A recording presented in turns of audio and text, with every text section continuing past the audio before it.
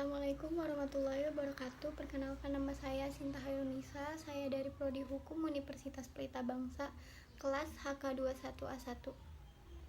Di sini saya akan menjawab sebuah pertanyaan dari mata kuliah Pendidikan Kewarganegaraan, yang dimana soalnya adalah sebutkan alasan pentingnya mempelajari pendidikan kewarganegaraan.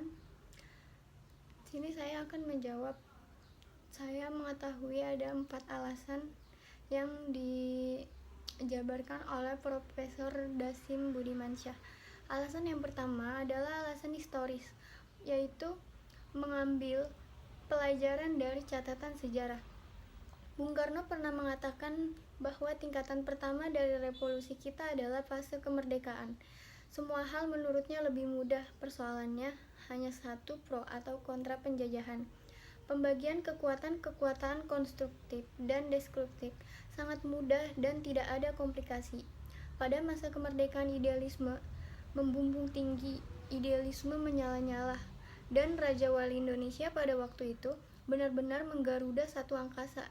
Itu artinya amat berbeda pada tingkatan kedua revolusi. Oleh karena itu, pendidikan kewarganegaraan diperlukan sebagai wahana membina bangsa. Alasan yang kedua adalah alasan yuridis, yaitu alasan yang berdasarkan perintah undang-undang. Dalam Undang-Undang Nomor 12 Tahun 2012 tentang Pendidikan Tinggi, Pasal 35 Ayat 3, ditegaskan bahwa kurikulum pendidikan tinggi sebagaimana dimaksud ayat 1 wajib memuat mata kuliah agama, Pancasila, pendidikan kewarganegaraan, dan bahasa Indonesia. Jadi, jelas menyelenggarakan pendidikan kewarganegaraan adalah melaksanakan perintah undang-undang. Alasan yang ketiga adalah alasan sosiologis, yaitu alasan yang berdasarkan keadaan masyarakat. Penjelasannya akan menggunakan konsep konektivitas sebagai salah satu media sosial kita. Usaha mengembangkan sebagai salah satu media sosial kita. Usaha mengembangkan jejaring konektivitas tidak cukup mengandalkan infrastruktur keras, melainkan juga harus mengandalkan infrastruktur lunak seperti pendidikan, budaya, agama, nilai karakter, dan sejenisnya. Kita bisa mengambil pelajaran dari peristiwa Sumpah Pemuda tahun 1928. Pada waktu itu, sarana konektivitas fisik sangat terbatas, namun dengan kekuatan konektivitas hati dan pikiran yang kuat, generasi pemuda mewariskan modal sosial yang kuat bagi perkembangan bangsa. Namun akhir-akhir ini rupanya terjadi pelemahan konektivitas pada hati dan pikiran, sehingga intensifikasi dan ekstensifikasi penggunaan media digital itu tidak sungguh-sungguh mengarah pada apa yang sejatinya disebut media sosial.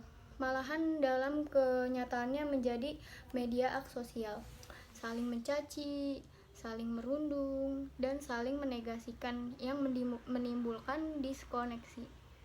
Inilah alasan sosiologis perlunya pendidikan kewarganegaraan, yaitu mendidik kembali anak muda kita agar benar-benar dapat menggunakan kecanggihan konektivitas fisik untuk menumbuh kembangkan media sosial. Dan alasan yang terakhir adalah alasan politis. Hal ini ada kaitannya dengan kebijakan pemerintah mengenai pendidikan kewarganegaraan dalam kurikulum sekolah dan perguruan tinggi. Secara politis, pendidikan kewarganegaraan mulai dikenal dalam pendidikan sekolah sejak tahun 1957. Pada masa Orde Lama, mulai dikenal istilah kewarganegaraan tahun 1957, Sipik tahun 1962, dan pendidikan kewarganegaraan tahun 1968. Pada masa awal Orde Baru, kurikulum sekolah yang berlaku dinamakan kurikulum 1968. Selanjutnya berubah menjadi 1985, 1984, dan 1994. Dan pada masa reformasi diberlakukan kurikulum 2004 dan terakhir sekarang kurikulum 2013.